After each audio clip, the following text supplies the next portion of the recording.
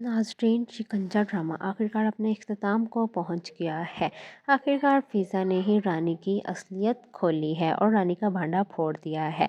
रानी की बात पर सब एतबार कर रहे हैं और फ़िज़ा की बात पे कोई यकीन नहीं करता। फ़िज़ा अब बाकायदा सबको सबूत दिखाएगी और रानी के काले करतूत सबके सामने लेकर आती है। दूसरी तरफ अरहम मिन्नत माजत करता है ज़ारून की और कहता है कि बस आखिरी दफ़ा मामा उससे मिलना चाहती है, उनका आखिरी टाइम आ गया है। ज़ारून इजाज़त देता है कि तुम अपनी शहनाज फूफो से मिल लो। आखिरकार फ़िज़ा उनसे मिलती है और शहनाज भी माफ़ी तलाफ़ी कर लेती है। फ़िज़ा जब रानी की करतूत उसकी माँ को बताती है तो वो तो बेचारी सर ही पकड़ के बैठ जाती है कि रानी इस हद तक गिर सकती है और किसी की जान भी ले सकती है। रानी इस बात से इनकार करती है, लेकिन जब फ़िज़ा फ़ाइल और सबूत इसके मुँह पे मारती है तो रानी का मुँह बंद हो जाता है। रानी इसी वजह से नहीं चाहती थी कि फ़िज़ा की शादी ज़ारून से हो, क्योंकि रानी को ख़दशा था कि एक ना एक दिन फ़िज़ा ही मेरा भांडा फोड़ेगी और मेरे काले करतूत सामने लेकर आएगी, और वही होता है।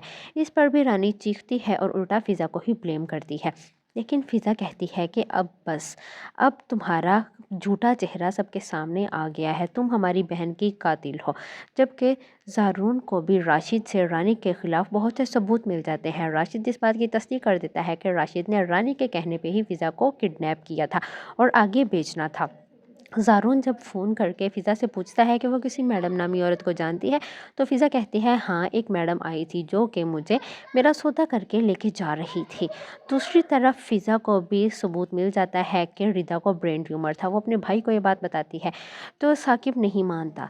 फ़िज़ा कहती है कि मेरे पास पूरा सबूत है, आप मेरी बात नहीं यकीन कर रहे। तो फिर फ़िज़ा फ़ाइल और तमाम सबूत साकिब को दिखाती और कहती है कि रिदा को ब्रेन ट्यूमर था, हमारी बहन मरी नहीं बल्कि उसे मारा गया है। ये देखने साकिब के तो होश ही उड़ जाते हैं जब वो सबूत अपनी आंखों से देखता है। दूसरी तरफ राशिद भी बता देता है कि फ़िज़ा को किडनैप रानी ने करवाया था। वो नहीं चाहती थी कि फ़िज़ा और ज़ारून की शादी हो, लेकिन बस उसकी किस्मत में ज़ारून लिखा था तो उसे ज़ारून मिल गया।